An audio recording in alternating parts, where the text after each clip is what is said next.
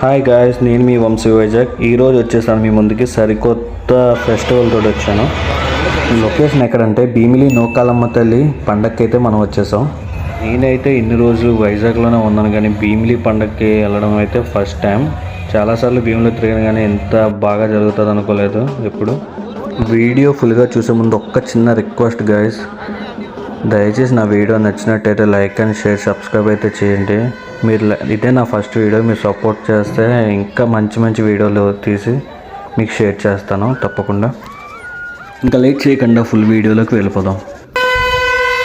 ఇంటికాడ ఖాళీగా ఉన్నానని నా ఫ్రెండ్కి ఫోన్ చేస్తే వాడేమొచ్చేసి దారా ఖాళీగా ఉండి ఏం పీకుతావు, భీమిలికి వెళ్ళడం ద్వారా పండగ జరుగుతుంది చూద్దాం అన్నాడు.